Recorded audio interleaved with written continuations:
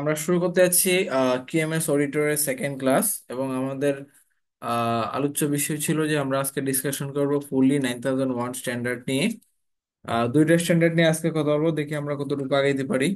ISO international standard 9001 এবং 19011, দুইটা standard নিয়ে হচ্ছে আমরা আজকে টোটালি ডিসকাশন করব। সো ওকে,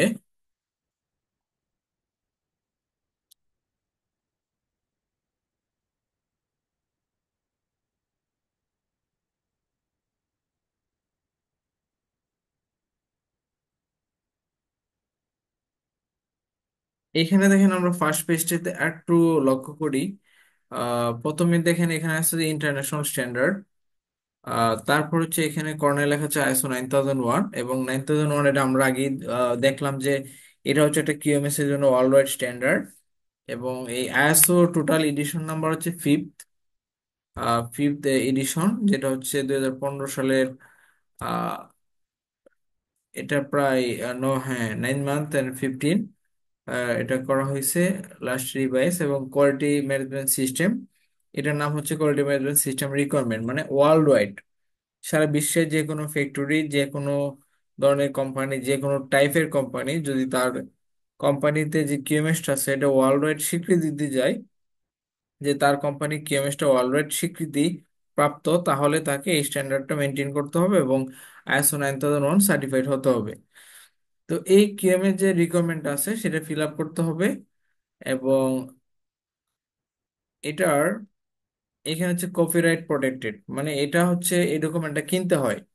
যারা হচ্ছে নানা ট্রেনিং সার্টিফিকেশন বডি আছে তারা কিন্তু এগুলো কিনে। যেমন এই পাশে দেখেন লেখা আছে যে নরম্যান ডাউনলোডেড, মানে এটা যারা ডাউনলোড করছে তাদের এই পাশে একটা ওয়াটারমার্ক দেওয়া থাকে।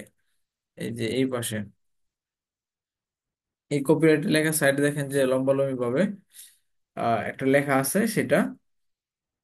তারপরে হচ্ছে এখান থেকে হচ্ছে কন্টেন্ট শুরু। এবং এই কন্টেন্টে এখানে আছে কি যে ফরওয়ার্ড, ইন্ট্রোডাকশন, স্কোপ, তারপর হচ্ছে normative reference, terms and definition, context of the organisation, তারপর লিডারশিপ, প্ল্যানিং, সাপোর্ট, অপারেশন, তারপর হচ্ছে পারফরমেন্স ইভ্যালুয়েশন এন্ড ইমপ্রুভমেন্ট। এই 10টা ক্লজ নিয়েই হচ্ছে আইএসও 9001 গঠিত। এবং 10টা ক্লজের মধ্যে ফার্স্ট যে তিনটা ক্লজ আছে সেগুলো হচ্ছে নন ফাংশনাল ক্লজ, মানে এগুলা কোনো কাজে আসে না। যেমন হচ্ছে আমার স্কোপ, স্কোপ আছে এখানে, তারপর আর কি আছে নরমেটিভ রেফারেন্স, তারপর হচ্ছে টার্মস এন্ড ডেফিনেশন। এবং এই আইএসও 9001 এর ক্ষেত্রে টার্মস এন্ড ডেফিনেশন হচ্ছে একটা আলাদা পার্ট, সেটার জন্য আলাদা একটা থাকে, যেটা আমি হচ্ছে আপনাদের কাছে দিয়ে দিব। এবং আমরা হচ্ছে আজকে এই ফুল এটা প্লাস হচ্ছে আইএসও 19011 দুইটাকেই মার্জ করার চেষ্টা করবো আজকে ক্লাসে। তো ফার্স্টে ইন্ট্রোডাকশনের মানে এই কন্টেক্সট গুলো না বলে একদম ডাইরেক্টলি ব্রিফ করব আপনাদের আহ, একসাথে। এইখান থেকে ফরওয়ার্ডেড, তো ফরওয়ার্ডের ক্ষেত্রে এখানে আছে যে আইএসওর ফুল মিনিং দেওয়া আছে ফার্স্টেই, যে আইএসও হচ্ছে ইন্টারন্যাশনাল অর্গানাইজেশন ফর স্ট্যান্ডার্ডাইজেশন। মানে এটা একটা সংস্থা যেখানে হচ্ছে সারা বিশ্বে যত এক্সপার্ট আছে, সাবজেক্ট ম্যাটার এক্সপার্ট, তারা একসাথে হইয়া এক একটা কোড নাম্বার দিছে। যেমন ধরেন এই কিউএমএস এর জন্য যারা এক্সপার্ট আছে তারা একসাথে হইয়া কিউএমএস একটা কোড দিছে কি 9001। তো এই 9001টা হচ্ছে ওয়ার্ল্ড ওয়াইড কিউএমএস এর জন্য স্বীকৃত। আবার আইএসও 19011 যেটা আছে সেটা হচ্ছে ওয়ার্ল্ড ওয়াইড যত ধরনের অডিট আছে সে অডিট করার জন্য স্বীকৃত। তো এটার জন্য বলতেছে যে ISO is a world wide federation, এটা বিশ্বব্যাপী একটা সংস্থা, the national of the national standard bodies.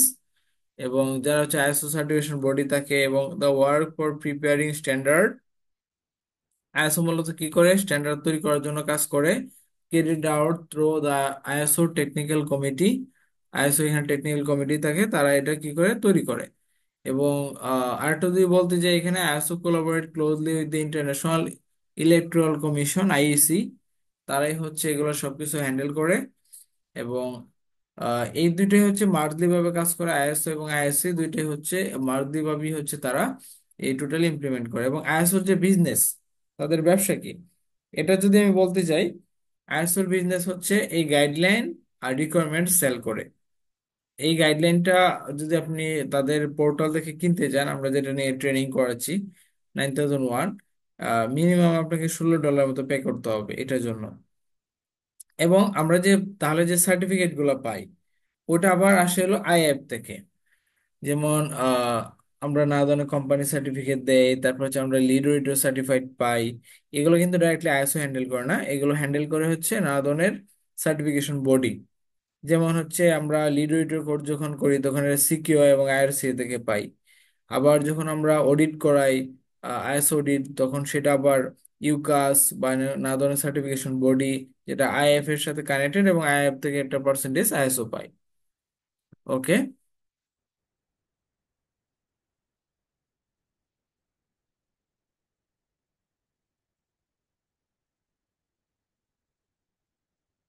আমরা এখান থেকে পড়বো ইন্ট্রোডাকশন।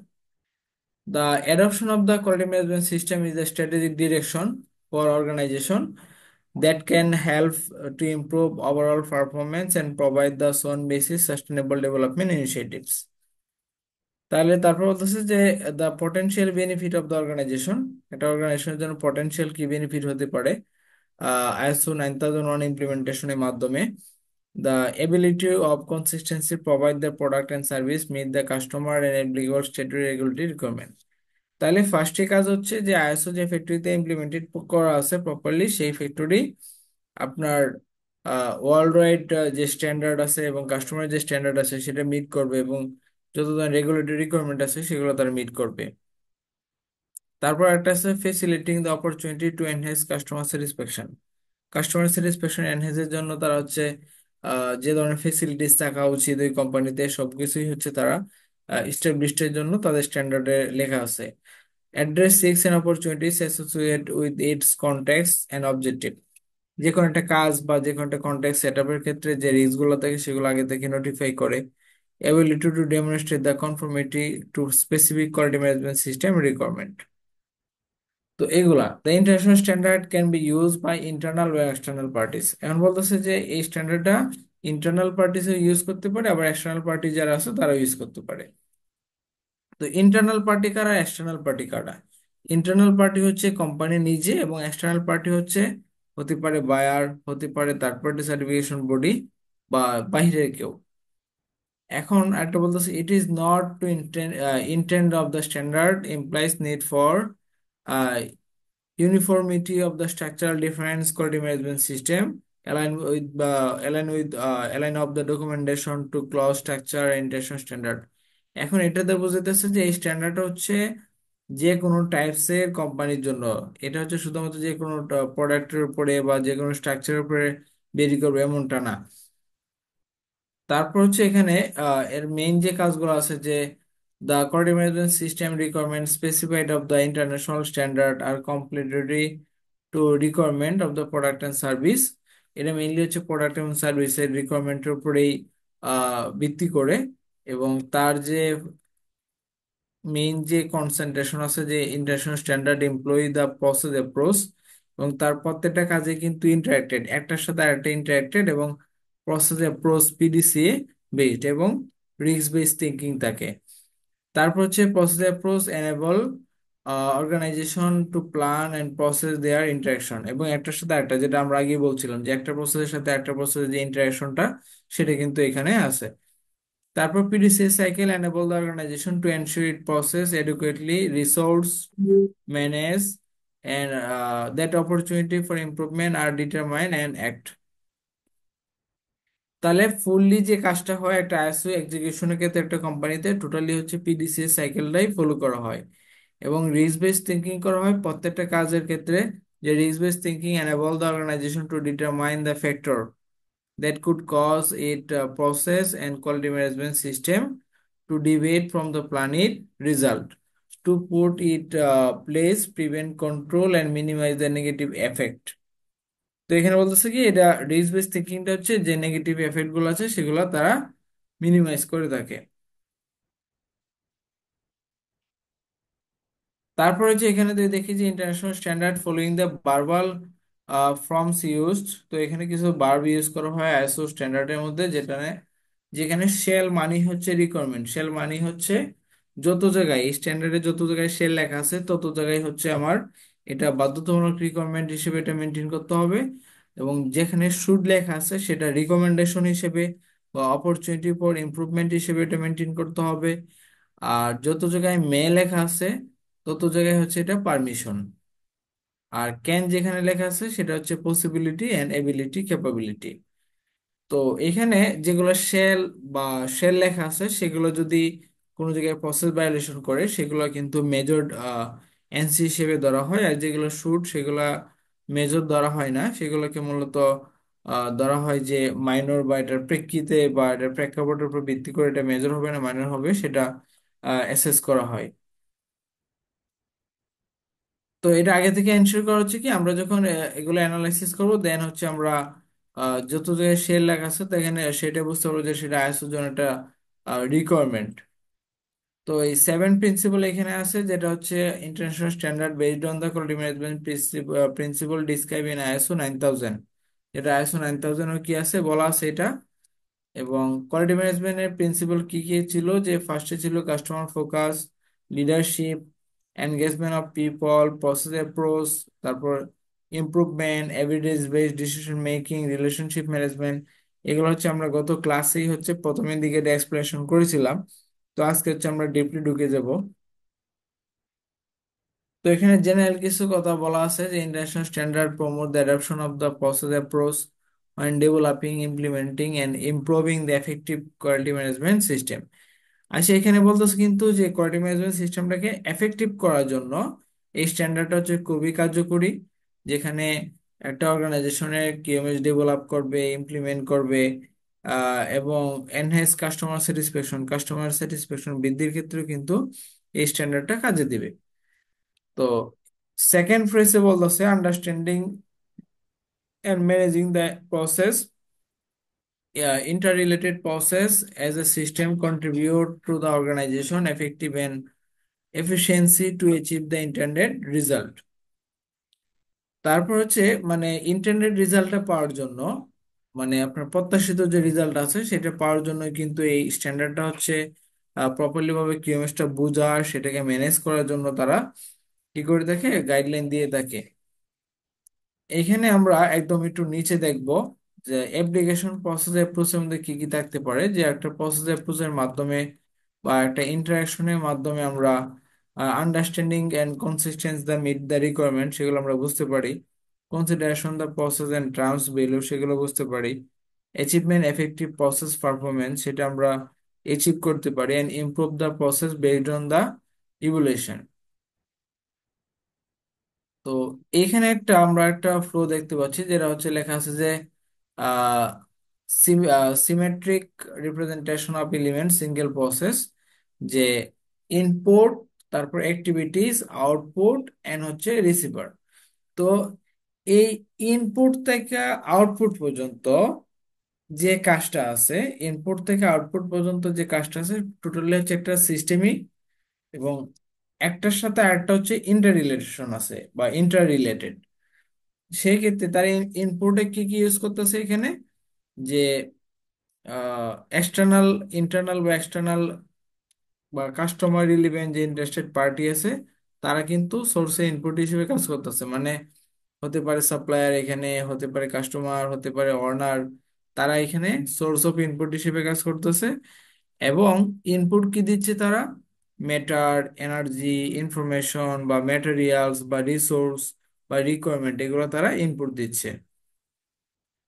এবং এগুলা এখানে এসে কিন্তু possible control and check point monitor measure performance. এখানে অ্যাক্টিভিটি হচ্ছে, অ্যাক্টিভিটি স্টার্ট পয়েন্ট আছে, আবার এন্ড পয়েন্ট আছে, সেটা আবার সেটা মনিটরিং করতেছে এখানে। এবং সেটা থেকে আউটপুট হচ্ছে কি ম্যাটার, এনার্জি, ইনফরমেশন বা প্রোডাক্ট অথবা সার্ভিস বা কোনো একটা ডিসিশন হচ্ছে আউটপুট হচ্ছে। এবং সেটা রিসিভার কারা, এক্সটার্নাল বা ইন্টারনাল পার্টি যারা আছে তারা। তো এখানে আমি একটা প্রসেস আপনাদেরকে ক্লিয়ার করে দেই, যে এই প্রসেসটা একটা সাইপোক প্রসেসে চলে। সাইপোক, SIPOC। এসটা হচ্ছে সাপ্লায়ার, সাইপোক প্রসেসে এসটা হচ্ছে সাপ্লায়ার, তারপর হচ্ছে আইটা হচ্ছে ইনপুট। ঠিক আছে, SIPOC। এই সাইপোকে ফার্স্টে হচ্ছে সাপ্লায়ার আছে এবং লাস্টে হচ্ছে কাস্টমার। তো এখানে এক ডিপার্টমেন্ট হচ্ছে অন্য ডিপার্টমেন্টের কাস্টমার, যেমন ধরেন কাটিং এর কথা যদি বলি তাহলে স্টোর হচ্ছে তার সাপ্লায়ার, এবং স্টোর তার সাপ্লায়ার, এবং কাটিং কাট প্যানেল কাটার পরে সে কাকে সাপ্লাই দিচ্ছে, সে সাপ্লাই দিচ্ছে সুইং কে, ঠিক আছে। তো এই সুইং হচ্ছে তার জন্য কাস্টমার। তো এই যে প্রসেসটা, সেটাই কিন্তু এখানে মেনটেন করে দেখে সাইপক, যে এক সেকশন আর এক সেকশনের জন্য কি কাস্টমার, সে এটাই কিন্তু ইন্টারনালি ভাবে এটাই বলা হচ্ছে যে ইন্টারনালি হচ্ছে যে এক সেকশন আর এক সেকশনের জন্য ইন্টারনালি কাস্টমার।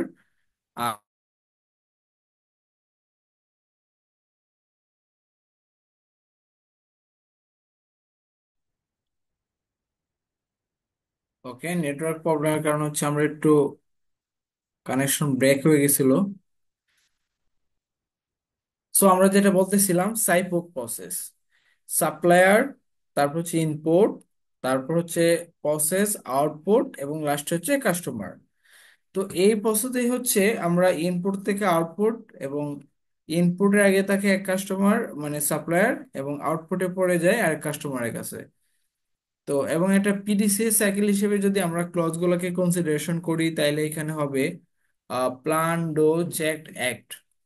তো এই প্ল্যানিং স্টেজের মধ্যে ফার্স্টে আছে কনটেক্সট অফ দ্য অর্গানাইজেশন, হচ্ছে সেইখানে ইনপুট দেয় এবং সেই অনুযায়ী প্ল্যানিং করা হয়, এবং প্ল্যানিং অনুযায়ী সাপোর্ট এবং অপারেশনের কাজগুলো করা হয়, এবং মাঝখানে থাকে লিডারশিপ, যারা ম্যানেজমেন্ট, তারা হচ্ছে সবকিছু হ্যান্ডেল করে, এবং সেটার পারফরমেন্স ইভ্যালুয়েশন করা হয়, অপারেশনে কতটুকু এফেক্টিভ হইলো, কতটুকু পজিটিভ নেগেটিভ দিকগুলা, এবং তারপর হচ্ছে ইমপ্রুভমেন্ট। তো এইখানে ইনপুট হিসেবে যাচ্ছে কাস্টমার রিকোয়ারমেন্ট, এবং আউটপুট কি হচ্ছে customer satisfaction, result of QMS, product and service, এগুলো হচ্ছে আউটপুট। এবং in the middle of the সাইডে এখানে আছে need and expectation of interested parties. এবং ইন্টারেস্টেড পার্টি বলতে আমরা আগেই বলছিলাম যে ইন্টারেস্টেড পার্টি হতে পারে বায়ার, এমপ্লয়ি, অথবা কাস্টমার, অথবা সাপ্লায়ার, তার ইন্টারেস্টেড পার্টি হতে পারে।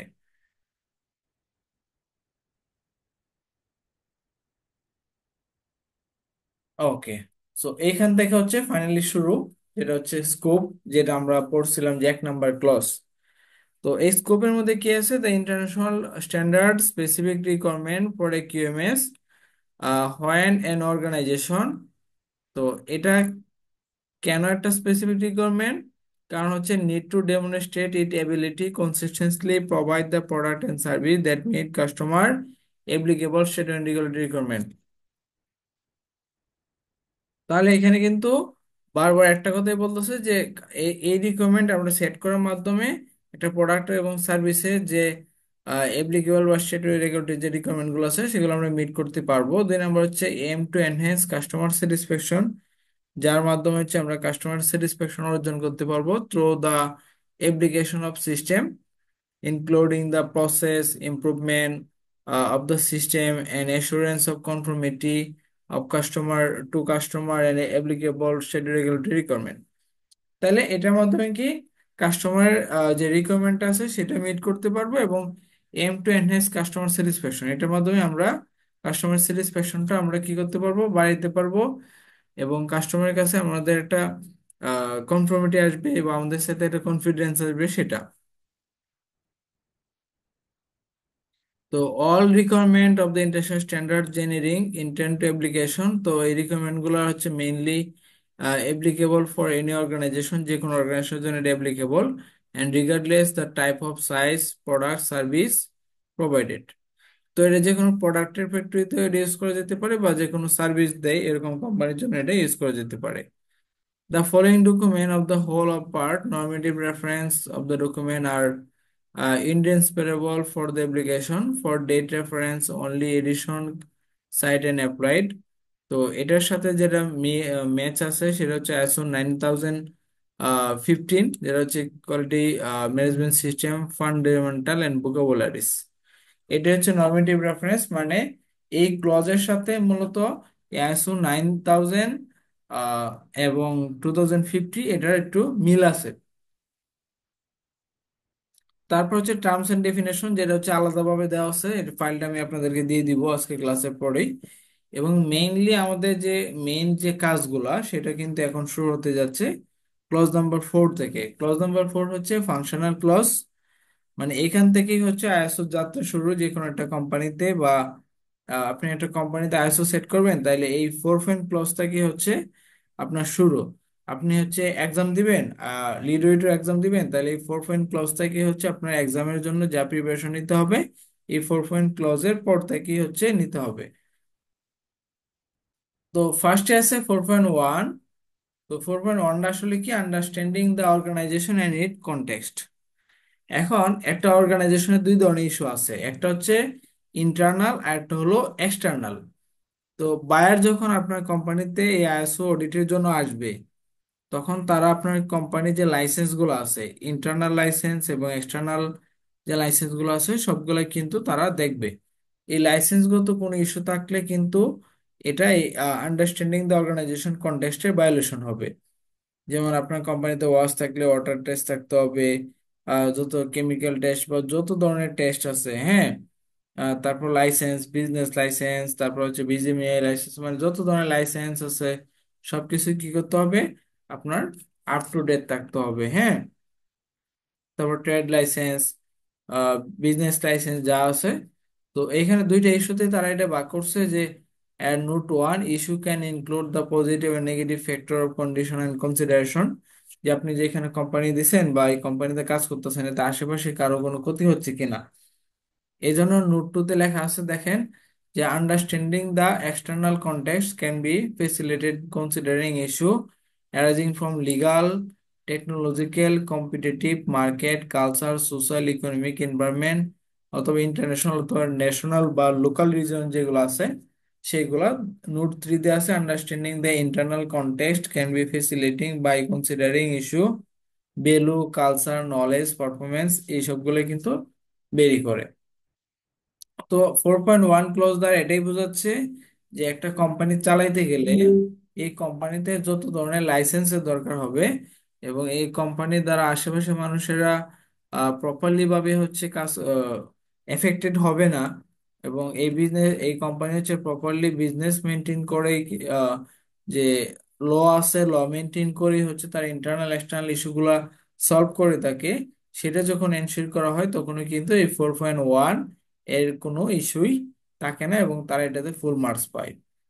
তো এখানে আমি আপনাদের সবাইকে বলবো, যখন যে ক্লজগুলো যখন কেউ বুঝবেন না, সাথে সাথে ভয়েস রেজ করবেন, আমাকে কোয়েশ্চেন করবেন, হ্যাঁ। ওকে। তারপর হচ্ছে 4.2।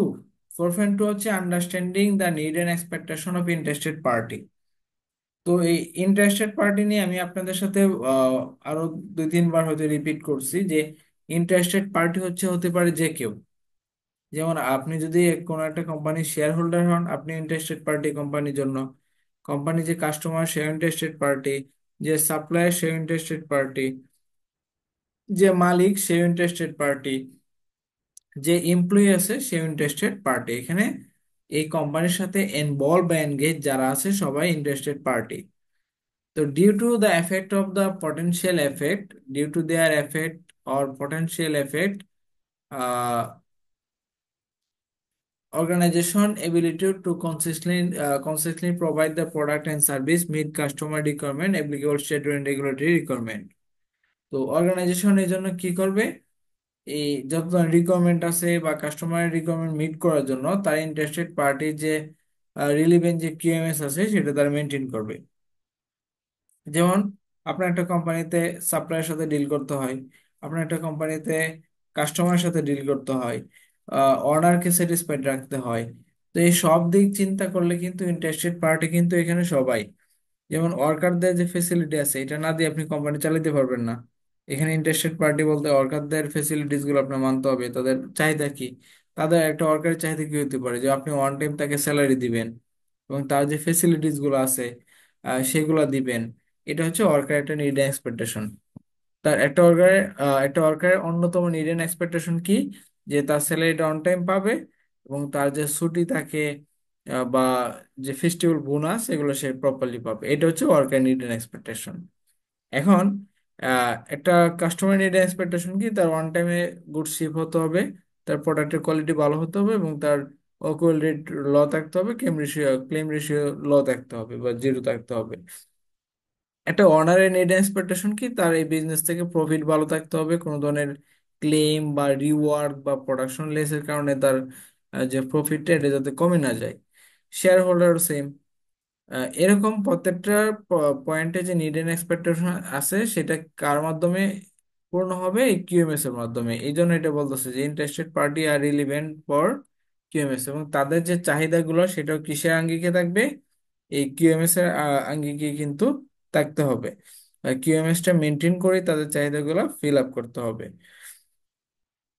তারপর হচ্ছে the requirement of those interested party are relevant the QMS. এবং আপনি একটা বায়ারের চাহিদা বা একটা বায়ার রিকোয়ারমেন্ট মেনটেন করতে যায়, যদি দেখেন যে বায়ার যে রিকোয়ারমেন্ট এটা হচ্ছে আপনার কোম্পানির সাথে, আপনার কোম্পানি অন কালচারের সাথে যায় না, সেক্ষেত্রে আপনার বায়ারের সাথে নেগোসিয়েশনে আসতে হবে যে আপনার যে রিকোয়ারমেন্ট দিচ্ছেন সেটা আমার কিউএমএস সিস্টেমের সাথে বা এই কালচারের সাথে এটা উপযুক্ত না।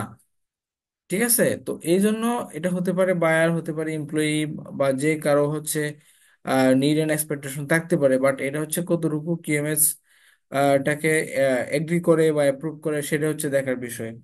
আমি একটা বেসিক এক্সাম্পল দিই আপনাদেরকে। বেসিক, ধরেন আপনার ফ্যাক্টরিতে কোয়ালিটি টিম আছে। তো এই কোয়ালিটি টিমের আন্ডারে যারা আছে, যেমন কোয়ালিটি ইন্সপেক্টর, তো কিছু কিছু প্রসেসে কোয়ালিটি ইন্সপেক্টর সুতা কাটার জন্য তারা আপনার কাছে কাটা চাইতেছে, যে আপনি তো এই ফ্যাক্টরি কিএমএস ম্যানেজার, তাহলে আপনি সুতা কাটার জন্য কাটারে অ্যাপ্রুভ দেন। তাহলে সুতাগুলো যদি কাটতে যায় তাহলে আমার গুডস গুলো হচ্ছে পরের স্টেজে যায় আনকাট থ্রেডের জন্য ফেল হবে না বা ডেজও হাই হবে না। তো এই যে তাদের যে এক্সপেকটেশন আছে এটাকে আপনি ফিল আপ করতে পারবেন? পারবেন না।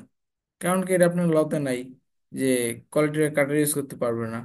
তো যেহেতু আপনি এসওপিতে নাই, তাই এটা তাদের একটা নিড এন্ড এক্সপেকটেশন, কিন্তু আপনি চাইলে কি করতে পারতেছেন না এটা, আপনি এটা এগ্রি বা এটা অ্যাপ্রুভ বা একটা প্রপার চ্যানেল বা এসওপি আকারে তাদেরকে এটা দিতে পারতেছেন না। কারণ কি, কারণ হচ্ছে এটা আপনার সিস্টেমের সাথে অ্যালাইন করে না।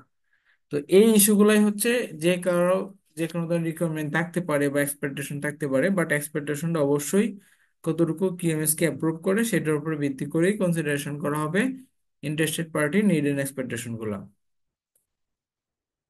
তো আই থিঙ্ক 4.2 আপনাদের ক্লিয়ার। এখন হচ্ছে 4.3। 4.3 হচ্ছে determine the scope of QMS. QMS এর যে স্কোপ গুলা সেটা organisation shall determine the boundaries applicable the quality system establish the scope. when determine the scope organization shall consider যখন, এখন স্কোপটা আসলে কি, স্কোপ মানে হচ্ছে এরিয়া। ধরেন আপনার কোম্পানিতে ওয়াশিং প্লান্ট আছে, ডাইং আছে, টেক্সটাইল আছে, গার্মেন্টস আছে। তো আপনি চাইতেছেন যে আপনি শুধু ফলো আপ করেন গার্মেন্টস এন্ড ওয়াশিং, তো টেক্সটাইল আর ডাইংটা হচ্ছে আপনি কিউএমএস এর জন্য নিবেন না, মানে আইএসও এর জন্য সেই এরিয়াটা নিবেন না বা সেটা আপনি দেখেন না, সেটা আলাদা ইউনিট। তাহলে আপনার স্কোপ কি হলো, স্কোপ হলো গার্মেন্টস এন্ড ওয়াশিং। এই গার্মেন্টস এবং ওয়াশিং এর প্রত্যেকটা প্রসেস এই স্ট্যান্ডার্ড মেনটেন করতেছে কিনা সেটা হচ্ছে হলো আপনার ফলো আপের বিষয় হবে। তো এই জন্য বলতেছে যে আপনি যখন স্কোপ নির্ধারণ করবেন, মানে কোন কোন এরিয়া কিউএমএস মেনটেন করে চলবে সেটা যখন আপনি নির্ধারণ করবেন, তখনও কিছু ক্রাইটেরিয়া আছে। কি ক্রাইটেরিয়া আছে, যে এক্সটার্নাল এবং ইন্টারনাল ইস্যু যেগুলো আছে এগুলো আপনাকে মেনটেন করে কিন্তু কিউএমএসটা নির্ধারণ করতে হবে। 2 নম্বর, requirement of the relevant interested parties. Interested party, customer, buyer, বা ধরেন কোন একটা এলাকাকে, কোন একটা সেকশনকে আপনি কিএমএস এর আন্ডারে আনতে যাচ্ছেন, সেই ক্ষেত্রে ফার্স্টে আপনার ফোকাস থাকবে বায়ার। আমার প্রিন্টিংটা যদি কিএমএস এর আন্ডারে চলে আসে বা প্রিন্টিংটা যদি কিএমএস মেনটেন করে চলতে চায়, তাহলে তার কি কি রিকোয়ারমেন্ট ফিল আপ করতে হবে। এমব্রয়ডারি সেকশন দিয়ে কিএমএস এর মেনটেন ধারাবাহিকতা ফিল আপ করতে চায় বা কিএমএস এর রিকোয়ারমেন্টের আওতায় আসতে চায়, তাহলে তাকে বাইরে কি কি ক্রাইটেরিয়া ফিল আপ করতে হবে সেই বিষয়গুলো দেখার জন্য বলছে বি নাম্বার। এবং সি নাম্বার হচ্ছে product and service of the organisation. এটা কি ধরনের প্রোডাক্ট বা কি ধরনের সার্ভিস দেয় অর্গানাইজেশন সেটার উপরে ডিপেন্ড করবে। এখানে যদি প্রোডাক্ট হয় ডেনিম প্রোডাক্ট, তাহলে এটার যে এসওপি আছে বা এটা ওয়ার্ক ইনস্ট্রাকশন বা কাজের প্রসিজার ওই ফেব্রিক বা ওই প্রোডাক্ট টাইপ বেসড হবে। এটা যদি শুধুমাত্র ড্রেস শার্টের ফ্যাক্টরি হয় তাহলে এটা হবে আলাদা, এটা যদি জ্যাকেটের ফ্যাক্টরি হয় তাহলে এটার জন্য হবে আলাদা। এই জন্য কিউএমএস এর স্কোপটা ডিফাইন করবে হচ্ছে আপনি কি ধরনের প্রোডাক্ট তৈরি করতেছেন বা সার্ভিস দিচ্ছেন, আপনি ইন্টারেস্টেড পার্টি বা আপনার এখানে কি কি বায়ার চলে তার রিকোয়ারমেন্ট গুলো কি কি আছে, এবং ইন্টারনাল বা এক্সটার্নাল কি ইস্যু আছে সেগুলোর উপর ভিত্তি করে। তারপর এখানে organisation shall apply the requirement of interested standard applicable within the determined scope of QMS. তো এই স্কোপটা হচ্ছে organisation of the scope of the organisation quality management system shall available and maintain the documented information. তারা হচ্ছে সেটার জন্য documented information SOP হিসেবে এটা ফলো করবে। The scope shall state the type of the product and service cover and justification for the requirement of the standard. আচ্ছা, আরেকটা জিনিস আমি বলি। ধরেন আপনার ফ্যাক্টরিতে নিটের কাজ চলে, ওভেনের কাজ চলে, এবং আপনার ফ্যাক্টরি এক্সপোর্টও করে আবার ইম্পোর্টও করে। তাহলে আপনার কোম্পানি যদি প্রপারলি ভাবে কিউএমএস এর আওতায় আসতে যায় তাহলে এটা স্কোপটা কেমন হতে পারে, যে নিট অ্যান্ড ওভেন গার্মেন্টস, ঠিক আছে, ম্যানুফ্যাকচারার অ্যান্ড এক্সপোর্টার। তার স্কোপটা কি হবে? নিট গার্মেন্টস আপনি তৈরি করতেছেন, ওভেন গার্মেন্টস আপনি তৈরি করতেছেন, তাহলে neat and oven garments manufacturer and exporter. তাহলে আপনার স্কোপ কি চলে আসছে যে আপনি নিট গার্মেন্টস যেখানেই বানাবেন, ওভেন গার্মেন্টস যেখানেই বানাবেন, সব জায়গাটা এবং যেখানে উৎপাদন করবেন বা এটা কিভাবে বাইরের কাছে পৌঁছায় দিবেন এক্সপোর্ট, প্রত্যেকটা প্রসেসই হচ্ছে আপনার কিউএমএস কে কি করে মেনটেন করেই করা হয়। এটাই বলতেছে এখানে। Okay, quality management system and it process. এখন 4.4 হচ্ছে আপনার কোম্পানিতে যে কোয়ালিটি ম্যানেজমেন্ট সিস্টেম আছে এটা কিভাবে, কি সিস্টেম বা কিভাবে এটা এক্সিকিউট করা হয় এবং এটার প্রসেস গুলো কি কি। তাহলে এখানে আছে যে অর্গানাইজেশন শ্যাল, এখানে শ্যাল মানে কি রিকোয়ারমেন্ট, যে organisation shall establish implement and maintain continually improve a quality management system including its process need their interaction according to the requirement and international standard। তাহলে একটা কিউএমএস এস্টাবলিশ করা, সেটা implement করা, সেটা মেনটেন করা, কন্টিনিউয়ালি সেটাকে improve করা, এই সব কিছুই কিন্তু এই স্ট্যান্ডার্ডের আঙ্গিক হবে। তো 1 মিনিটের মধ্যে লিঙ্কটা কেটে যাবে, আমি আবার নতুন করে আপনাদেরকে লিঙ্ক দিব, আবার নতুন করে জয়েন করবেন, কাইন্ডলি একটু তাড়াতাড়ি করবেন, হ্যাঁ। তো এই কিউএমএসটাকে মূলত এনে বলতেছে যে organisation shall determine the process, তার এমন প্রসেস গুলোকে নিয়ে কাজ করবে বা ইস্টাবলিশ করবে যেখানে নিডেড ফর কিউএমএস, কিউএমএস এর জন্য দরকার। তো they are applicable through the organization shall, এটার জন্য অর্গানাইজেশন যে কাজগুলো করতে পারে, যেমন কিউএমএসটা কোন কোন ক্ষেত্রে তার কাজে লাগাতে পারে দেখেন, নাম্বার দেওয়া আছে ডিটারমাইন ইনপুট রিকোয়ার্ড